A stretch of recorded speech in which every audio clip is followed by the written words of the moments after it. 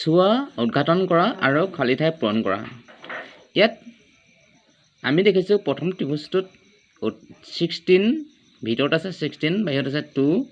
আৰু 3 5 একেদৰে ইয়াতো 5 1 7 ইয়াতো আছে 3 9 2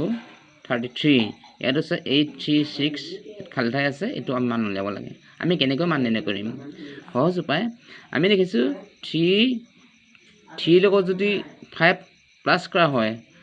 আৰু তাৰ লগত যদি 2 পূৰণ কৰা হয় নহলে 16 হৈ যায় একেদৰে এইটোও দেখিছোঁ 7 ৰ লগত যদি 2 যোগ কৰা হয় 1 যোগ কৰা হয় নহলে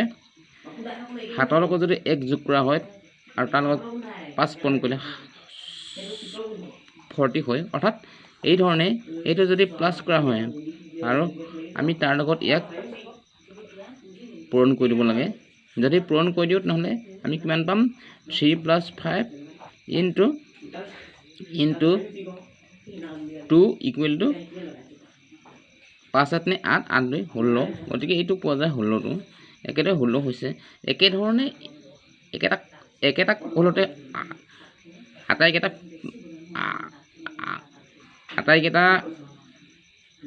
ত্ৰিভুজৰ মানবিলাক নিৰ্ণয় কৰা হৈছে গতিকে খালী ঠাইটো একে ধৰণে ওলাব চাওঁচোন কৌশলটো হ'ব লাগে সাধাৰণতে বিতৰণ বিধিৰ কৌশল বিতৰণ বিধি মতে আমি পাইছিলোঁ a পূৰণ ইন ব্ৰেকেট b + c হয় গতিকে এই কৌশলটো ইয়াত ব্যৱহাৰ কৰা হৈছে গতিকে আমি যদি এইটো চাওঁ এইটো প্লাস হৈছে আৰু এইটো তাৰ লগত পূৰণ কৰা হৈছে একেদৰে এইটো প্লাস হৈছে আৰু ইয়াৰ লগত এইটো পূৰণ হৈছে একেদৰে এইকেইটা যদি যোগ হয় নহলে এইটো তাৰ লগত পূৰণ হ'ব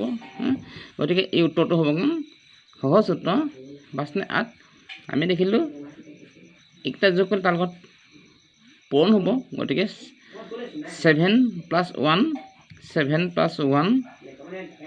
পূৰণ 5 equal to 7 × 8 8 × 5 40 হৈছে 40 একেদৰে এইটো হৈছে 9 + 2 in bracket into 3 equal to 9 2 11 33 গতিকে এইটো হ'ব 3 + 6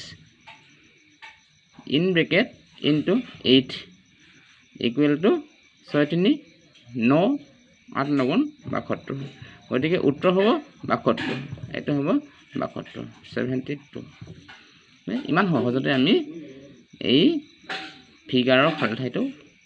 সম্পূৰ্ণ কৰিব পাৰিম কেৱল আমি এই বিতৰণ বিধি কৌশলটো ভালমতে শিকি ল'লেই হ'ল ধন্যবাদ